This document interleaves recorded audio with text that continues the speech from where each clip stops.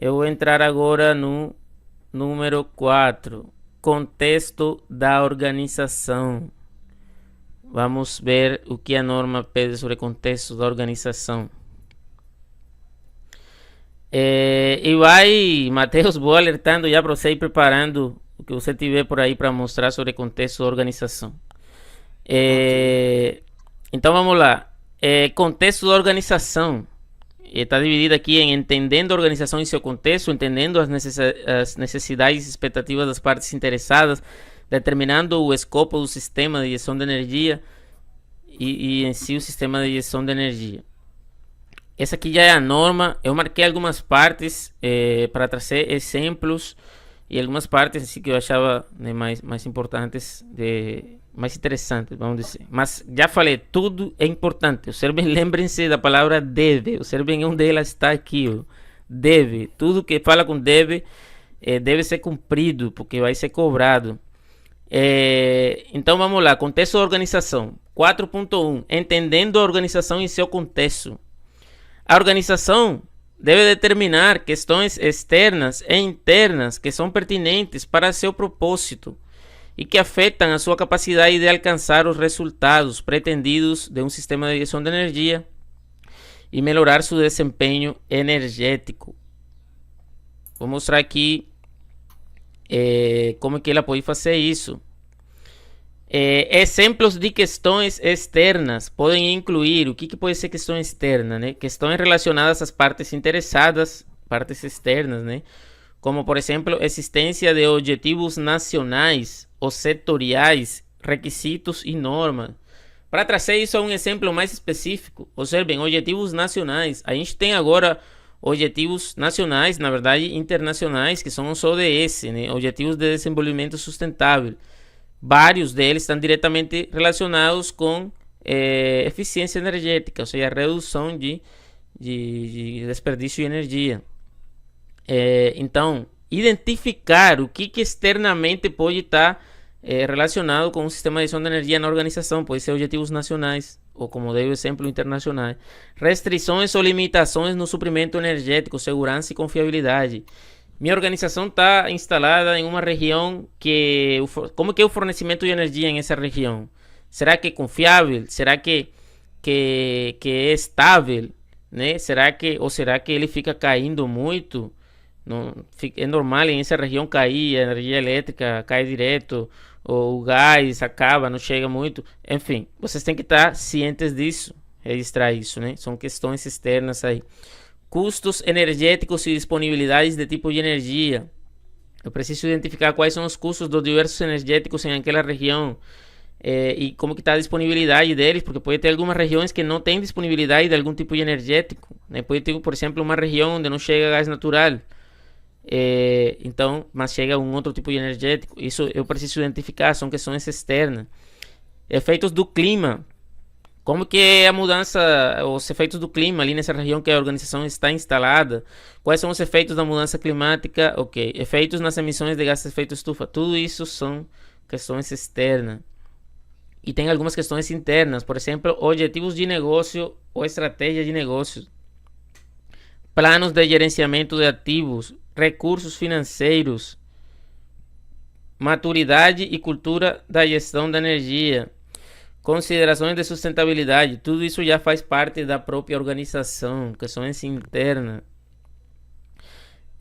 Então, esses são exemplos de como a organização pode determinar questões internas e externas. Fala aqui, entendendo as necessidades e expectativas das partes interessadas. A organização deve determinar as partes interessadas. A organização deve listar tudo que é partes interessadas internas, tudo que é partes interessadas externas. Os requisitos pertinentes dessas partes interessadas, quais são os interesses dessas partes interessadas que têm de alguma forma relação com o sistema de gestão de energia. Quais das necessidades e expectativas identificadas a organização aborda a partir do sistema de gestão de energia, ou seja, como se relaciona o sistema de gestão de energia com as expectativas daquelas partes interessadas ou com os interesses daquelas partes interessadas. A organização deve deve, lembre-se da palavra deve. Deve significa requisito, significa algo que vai ser cobrado, né? A organização deve assegurar que ela tenha acesso aos requisitos legais aplicáveis e a outros requisitos relacionados à eficiência energética, uso de energia e consumo de energia.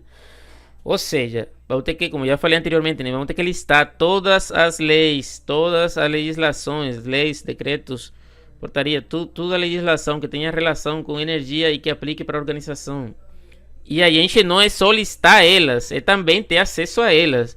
Né? Não adianta eu só listar o número da lei e o ano, o mês que ela foi criada, se eu não tenho acesso a ela. Eu tenho que ter acesso a ela. Bom, normalmente a legislação ela fica pública e é possível ter acesso. Também existem empresas que vendem software para gerenciamento de legislação. Quando são grandes organizações, elas acabam adquirindo esse tipo de sistema de gerenciamento de legislação. Essa área, na verdade, é conhecida tecnicamente como compliance, né? E também tem a questão das normas. Já as normas técnicas, normalmente elas são pagas, diferente da legislação. A legislação ela está grátis aí porque é algo do governo, né? Fica público. Mas as normas técnicas normalmente são pagas. Por exemplo, esse site que eu mostrei para vocês aí, normas, ele lista as normas, mas você não consegue visualizar as normas por dentro. Você tem que comprar elas. Então, as organizações se identificam que alguma norma tem relação com o sistema de gestão de energia, ela vai ter provavelmente que comprar essas normas para ter acesso a elas. E, eventualmente, elas compram também sistemas para gerenciar isso. Por exemplo, o próprio sistema que eu mostrei aí, que é o Target, né, que a universidade paga, né, é um sistema para gerenciar normas, para a organização ter acesso a essas normas. Nesse caso, a universidade ter acesso a essas normas. Assegurar que esses requisitos sejam levados em conta. Então, não é só listar as leis e as normas, mas também assegurar que estão sendo cumpridas. Né? Revisar em intervalos definidos os requisitos legais e outros requisitos. A gente já viu lá o ciclo PDCA. A gente viu que o ciclo, ele, como o seu nome está falando, ele fica se repetindo. Então, a cada certo tempo, a gente vai ter que revisar que aquilo esteja sendo cumprido, que aquilo, atualizar aquilo, né? Porque é normal ser mudado. A legislação muda todos os dias, né? O Congresso está criando leis, os ministérios estão criando regulamentação das leis. Todos os dias está acontecendo isso. Então, a legislação é normal ela mudar. A gente tem que estar atualizando sempre a cada ciclo. De fato, está falando aqui, ó, nota, para informação adicional sobre a gestão de compliance, ver a ISO 19600. Existe uma ISO que fala sobre compliance, como garantir que essa gestão de leis e normas vai acontecer da forma mais sistemática e eficiente. É a gestão de compliance. De fato, grandes organizações têm departamentos de compliance, né? Departamentos normalmente tem vários advogados que ficam só fazendo isso, só procurando norma e verificando que estão em conformidade com essas normas, com essas leis, etc. Bom, leis, no caso advogados, né, e normas, engenheiros, né, das diversas áreas, departamento de engenharia da empresa e tal. Então, observem, é a questão de entender o contexto da organização, as questões internas, questões externas, partes interessadas, expectativas dessas partes interessadas e como se relaciona o sistema de gestão de energia com essas partes interessadas. Por exemplo, vamos lá, parte interessada externa. Eu posso dizer que a ONU é uma parte interessada externa, porque minha organização apoia a ONU e a ONU tem os objetivos de desenvolvimento sustentável. Então, essa parte interessada tem umas expectativas, que são atingir as metas dos ODS. O que isso tem a ver com a minha organização? O que isso tem a ver com o sistema de gestão de energia? Né? Eu preciso fazer essa relação aí. Só um exemplo, né, de relação de parte interessada externa com o sistema de gestão de energia. Mas daqui a pouco talvez a gente pode mostrar mais exemplos com o Matheus trazendo exemplos. Determinando o escopo do sistema de gestão de energia. Aqui é a questão de definir fronteiras. A gente já entendeu a organização, vamos agora definir fronteiras. Vamos dizer até onde vai chegar nosso sistema de gestão de energia, porque a gente não está obrigado a incluir toda a organização no sistema de gestão de energia. A gente pode incluir somente uma unidade da organização, ou parte de uma unidade, ou várias unidades. Então a gente precisa decidir qual vai ser a fronteira. É basicamente sobre isso que fala aqui. E a gente precisa assegurar que a organização tem autoridade sobre o que está dentro dessa fronteira. Não adianta querer controlar algo que a organização não tem autoridade. A organização não pode excluir um tipo de energia dentro do escopo das fronteiras. Ou seja, uma vez que eu defini minhas fronteiras, tudo que seja energia dentro dessas fronteiras precisa ser incluído. Eu não posso dizer, não, minha fronteira vai ser essa unidade produtiva aqui que fica em Cabo Santo Agostinho. Essa vai ser a unidade toda que está ali. Por exemplo, eu sou uma organização grande, eu sou a Petrobras, tenho várias unidades, refinarias, uma delas está em Cabo Santo Agostinho. Eu vou colocar um sistema de gestão de energia lá na unidade de Cabo Santo Agostinho, mas eu vou eliminar uma fonte de energia. Eu não quero incluir o gás. Eu vou mexer com tudo menos com o gás. Eu não posso fazer isso. Está falando aqui, a organização não pode excluir um tipo de energia dentro do escopo e fronteiras. Tem que incluir todos os tipos de energia, porque você não sabe qual deles é o que está sendo mais consumido, até fazer análise, e qual tem o maior potencial de redução de desperdícios, né? Então, isso aí em relação a determinar o escopo do sistema de gestão de energia. Falando um pouco de exemplos. Escopo, o que é escopo? Por exemplo, quais instalações estão incluídas? Quais operações e atividades estão incluídas? Eu preciso responder isso, né? A energia para transporte está incluída? Porque pode ter energia para transporte, né? Pode ter veículos para transporte que consomem gasolina, consomem diesel. Isso também é energia, né? Está incluída. Ou veículos, né, que transportam funcionários. Isso também é energia. E dependendo do tipo de organização, essa energia vai ser relevante. Em outras não vai ser tão relevante. Existem outros meios, por exemplo, fluxo de água ou de gases, como nitrogênio, que devem ser considerados. Quem é a alta direção dentro do escopo das fronteiras? Lembrando que a alta direção precisa ser envolvida, mas a alta direção dentro do escopo das fronteiras não necessariamente precisa ser a alta direção geral da organização. Eu dei um exemplo aí da Petrobras. É uma organização muito grande, né? Existe o presidente da Petrobras, mas não necessariamente o presidente precisa ficar envolvido se eu vou implementar o sistema de gestão de energia somente na unidade de Cabo Santo Agostinho, né? Aí eu preciso ver quem que é a alta direção em Cabo Santo Agostinho para incluir ele. Agora, se a alta direção geral puder ser incluída, tudo bem, não tem problema. Melhor ainda no caso, né? Mas é isso, a alta direção, estamos falando da alta direção dentro das fronteiras, dentro do escopo e fronteiras. Então esse é o escopo, né? E as fronteiras, quais partes da instalação estão incluídas? Todos os edifícios e processos estão incluídos? E falando de edifícios, lembrem-se que os edifícios, né, a gente está vendo na disciplina que os edifícios também podem ter sua análise de eficiência energética. E eu posso tentar também reduzir o consumo de energia dos prédios, dos edifícios. Fronteiras. Outras instalações estão incluídas. Quais partes da instalação ou locais não estão incluídas? Né? Então isso aí é sobre escopo e fronteiras. Escopo e fronteiras.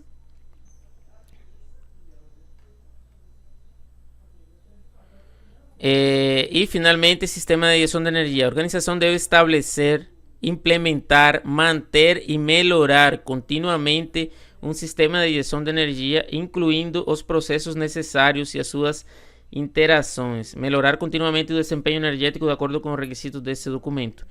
Basicamente, isso, né? O sistema deve estabelecer, implementar, manter e melhorar o seu sistema de gestão de energia.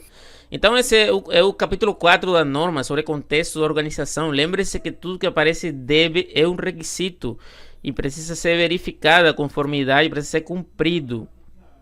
Então, por exemplo, Matheus, você na parte de entendendo a organização e seu contexto, você teve que fazer uma análise aí de partes interessadas, não é isso? Uma análise de partes interessadas. definir, por exemplo, quais serão as partes interessadas internas, quais serão partes interessadas externas, quais serão as expectativas dela, qual que era a relação do sistema de gestão de energia com essas partes interessadas. Você poderia mostrar, compartilhar a tela e mostrar algumas partes interessadas, internas e externas, e talvez pegar uma de exemplo para mostrar expectativas em relação com o sistema de gestão de energia. Tá ok, professor. Eu tava com ela aberta aqui. Vocês estão vendo minha tela? Você tá vendo minha tela? Sim.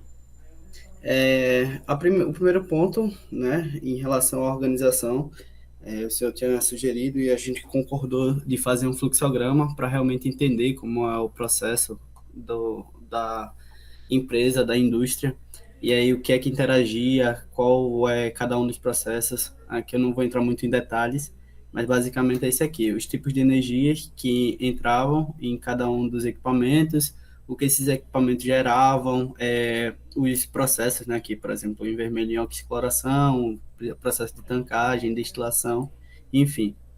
Aí, outro ponto que o senhor comentou aí é em relação a, deixa eu só subir aqui, as partes interessadas. Como pode ver, a gente listou uma gama aqui, tanto das partes internas quanto das partes externas.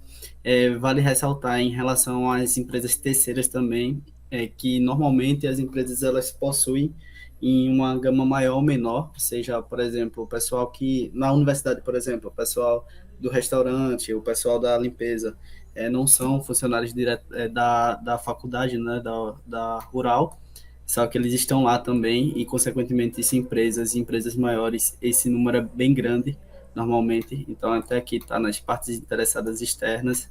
Outros pontos também é sindicato, comunidade, os credores, como o professor falou. E para cada parte dessa foi listando qual era a sua expectativa ou suas expectativas e a necessidade em relação ao sistema de gestão de energia, o SGE. Aí, como a gente pode ver aqui, esse exemplo de Celsius não, que foi o que o professor falou, vou pegar esse exemplo aqui de fornecedores. Por exemplo, os fornecedores, existem uma gama, né? Existe o fornecedor de matéria-prima, o fornecedor de fonte de energia e o fornecedor de serviço terceirizado, que foi o que eu havia comentado. Então, para cada um, tem uma expectativa e uma necessidade deles. E, além dessa expectativa e necessidade, tem a sua relação direta com o sistema de gestão de energia. Aí, por isso que é uma parte interessada externa que deve ser levada em conta. Deixa eu voltar aqui. Em relação aos requisitos legais e outros requisitos, como o professor comentou, foi listado aqui por cada parte delas, seja elas o Estado brasileiro, então aqui tem só uma parte do Executivo Federal, aqui dentro tem as agências reguladoras, os conselhos, as autarquias, né, os conselhos profissionais, os institutos, que tem a maioria dos institutos, universidades até mesmo, eles possuem alguma relação com esse sistema. E tem alguns órgãos também, alguns institutos como o IBAMA, que eles têm algumas resoluções, algumas leis que fazem parte que tem alguma relação com esse sistema de gestão. Por exemplo, essa resolução aqui, que dispõe sobre a revisão e complementação dos procedimentos e critérios para o licenciamento ambiental. Então, se por alguma questão até de economia, o que é que pode ser feito para que não fira o critério de licenciamento, porque sem um licenciamento ambiental, algumas empresas podem até parar de operar, dependendo do segmento. O outro ponto, o PRONCONV, que é em relação aos limites de gases liberados por veículos. Tem empresas que têm empilhadeiras, caminhões para o seu transporte, empresas de logísticas também, que tem uma gama de veículos automotores, que eles têm que seguir essa regra do Procov. Isso aí, quando eu fiz, né, o professor abordou até em máquinas térmicas esse assunto. Deixa eu me ver aqui. Aí, Isso. Então, o Matheus está mostrando ali, né, exemplos de legislações, né, aquela isso, listagem de legislação, ou então de normas, que tem relação de alguma forma com o sistema de gestão de energia. E outra coisa, Matheus, estamos falando de uma organização grande. Essa organização a gente falou aí de compliance. Essa organização, ela como administrava essa organização, a quantidade impressionante de legislações e normas. Ela usava um sistema, não é isso? Isso. O compliance, né, tem realmente um próprio setor, então é um negócio corporativo grande, onde ele mesmo passa por auditorias internas e externas para fazer certificação, e aí todas essas normas, elas ficam responsabilidade do setor de compliance. Tanto é que quando nós fizemos, né, a implementação, as primeiras reuniões tinham um representante do setor do compliance para ver o que a gente podia, o que não podia fazer em relação a interações com outras empresas, enfim, com as normas e regras. E outro ponto que o senhor comentou, professor, é isso aqui que eu estava procurando, é em relação ao escopo e à fronteira, que aí, de acordo com o contexto, né, interno, aí foi definido também qual era a fronteira, o que levaria em conta, o que não, dentro do sistema de gestão de energia. O que estaria dentro, o que estaria fora, como o senhor comentou.